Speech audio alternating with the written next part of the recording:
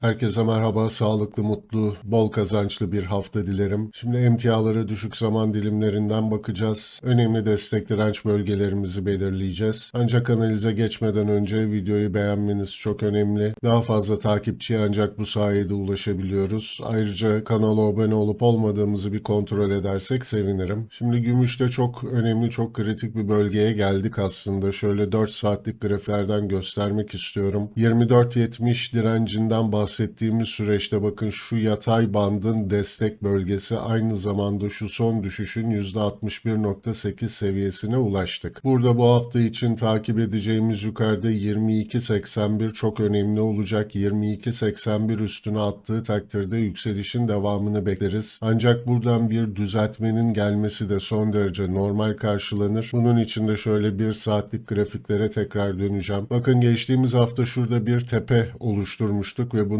direnç bölgesi 22.38-22.23'ten geçiyor. Bu bölgeye geldiğimizde şurada ilk olarak bir satışla karşılaştık. Bu tür dirençlerde gayet normal bir harekettir. Bu son direnci kırmadan önce bir güç toplama sürecidir. Dolayısıyla bu tür hareketlerin destek bölgesi 22.11'den geçiyor. Çok önemlidir bizim için. Bu direnç bölgesi tekrar kırıldı diye bilmemiz için bu son güç toplama sürecinde oluşan destek seviyelerini takip ederiz. Dolayısıyla 22-23'ten ziyade 22-11'in kırılıp kırılmayacağı bizim için çok önemli olacak. 22-11'in kırılması şu son yükselişin bir düzeltme sürecinin başlamış olabileceğini bize gösterir. Bu da aşağıda 20-90'a kadar bir düşüş sürecini bize gösterecek. Burada da benim için önemli olan 20-66 olacak. 20-66 altında kapanışlar satışların derinleşme ihtimalini güçlendirir. Aksi takdirde şu yükselişin bir düzeltmesini yaptık ve yükselişe devam ediyoruz deriz. Ancak tabi bu seviyeleri konuşabilmemiz için öncelikle yukarıda 22.11'in kırıldığını görmemiz lazım gümüş için. Buradan hızlıca bir ons altına geçelim. Ons altında geçtiğimiz hafta 1998-1978 direncini takip ediyorduk. Bugün açılışla birlikte bunun üstünde hareketler görsek de tekrar bakın buradan bir satış alıyoruz. Güçsüz bir yükseliş oldu bu. Burada da gene bakın bu direnç bölgesi kırılmadan önce bir satış süreci yaşadık ve aşağıda 1968'den tekrar alıma geçip yeni bir yüksek yaptık. Bunun kalıcı olduğunu söyleyebilmemiz için 1968 aşağıya kırılmamalı. Yalnız bu 1968'in de hemen altında bakın şurada bir tane aykırı mumumuz var. Şu yükseliş sürecinde ilk satışla karşılaştığımız bölge. Dolayısıyla 1964-1955 de burada önemli olacak. Risk algınıza göre, pozisyona nereden girdiğinize göre değişir. Maliyeti yüksek olanlar 1968'i, daha düşük maliyetliler de 1955'i takip edebilirler. Burada da bu kırılımlar gelecek olursa şu son yükselişin düzeltme sürecine girdiğimizi söyleriz. Bu da 1878 kırılmadığı sürece bir düzeltme olarak kalacaktır. 1878 altı hareketler piyasanın tekrar satışa dönmüş olabileceğini ve bir önceki dip seviyelerini konuştuğumuz bir süreci gösterir. Ancak tabii yukarıda 1955 korunduğu sürece de yönümüzün yukarı olduğunu söyleyebiliyoruz. Buradan hızlıca bir altın gümüş rasyosuna bakalım. Altın gümüş rasyosunda da aslında bir formasyondan bahsedebiliriz. Bakın burada bir omuz baş omuz formasyonu oluşuyor olabilir. Ancak bunun için aşağıda 86-69 desteğinin kırıldığını görmemiz lazım. Her ne kadar şu son oluşan dip bu formasyonu bozmuş olsa da saatlik grafiklerden baktığımız için çok önemli değildir bu tür kapanışlar. Dolayısıyla hala burada bir formasyonun varlığından bahsedebiliriz. Ancak tekrarlıyorum 86-69'un kırıldığını görmemiz gerekir. 86-69 altında kapanışlar görürsek altının o yükselişine artık gümüşün de katıldığını söyleyeceğimiz bir süreç olacak ve altın gümüşün şu an ulaştığı seviyede yatay bir bantta güç toplayıp yükselişine devam ettiği bir süreci takip ederiz. Ancak 86-69 korunduğu sürece de burada tekrar bir yükseliş, dolayısıyla altın ve gümüşte bir düzeltme yaşanabilir. Bunun için de yukarıda 90-89-67 direncini takip ediyor olacağız. Buradan bir platine bakalım. Platinde durum aslında biraz sıkıntılı. Hafta sonu analizinde de bahsetmiştim. Kaçıranlar varsa mutlaka izlesin o analizi de. Altın ve gümüşteki kadar güçlü yükselişleri göremiyoruz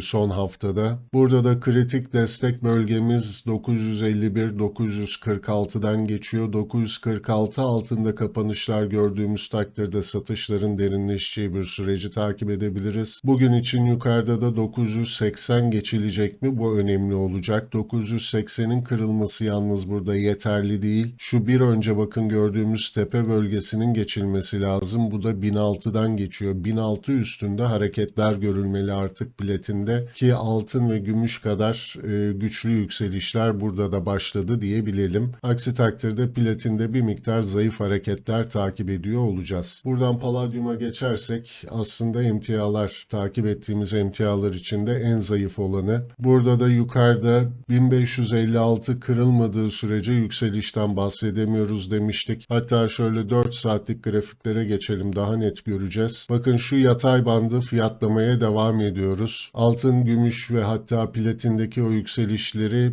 paladyumda göremiyoruz. 1556 geçilmediği sürece paladyumun güçsüz duruşu devam ediyor diyeceğiz ve aşağıda son görülen dip bölgesi olan 1345 kırılacak mı? Bu çok önemli olacak. Aksi takdirde bu bölge kırılacak olursa burada satışların derinleştiğini takip ederiz. Buradan bir Brent petrole geçmek istiyorum. Brent petrolde de satıcılı bir süreç takip ediyoruz. Burada geçmişten gelen bir yatay bandımız vardı. Bakın şu alanı şu an için fiyatlıyoruz. 77-82-71-90 desteğini şu an için kırmış durumda. Bu yatay bandın bakın desteği olarak gene çalışan bir ara destek bölgesi var. Bu da 60-65. Yalnız bu 60-65 seviyesini haftalık grafiklerden hatırlarsanız %38.2 seviyesinin de geçtiği bir bölge. O yüzden oldukça önemli olacak. Ancak tabi bu bölgeye geldiğimizde satışlar aşağıda 50-55 bölgesine kadar derinleşebilir. 50 seviyesi kırıldıktan sonra da artık Brent petrolde daha güçlü satışların geldiğini görürüz. Çünkü %38 Fibonacci seviyesinin de kırıldığı bir süreç olacak. Yukarıda ise bakın şu son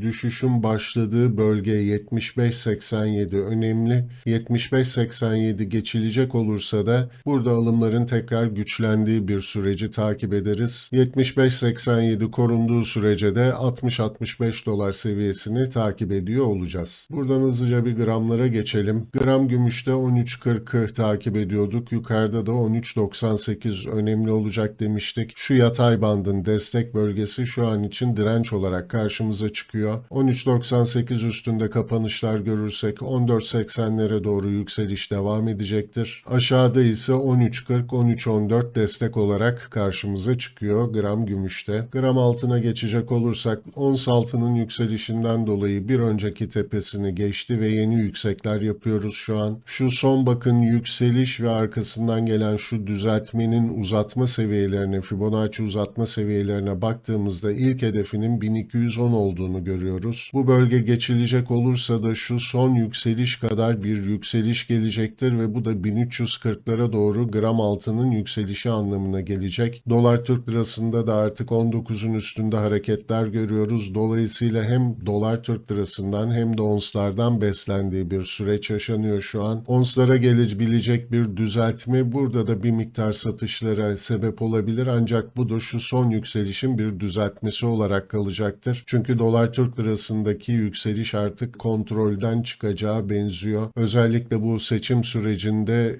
dolar Türk lirasındaki beklenmedik hareketler gramlarda da güçlü alımları getirebilir. Dolar Türk lirası çok önemli olacak bu süreçte. Evet, emtialardan da bugünlük bu kadar diyelim. Tekrar görüşmek üzere, hoşça kalın.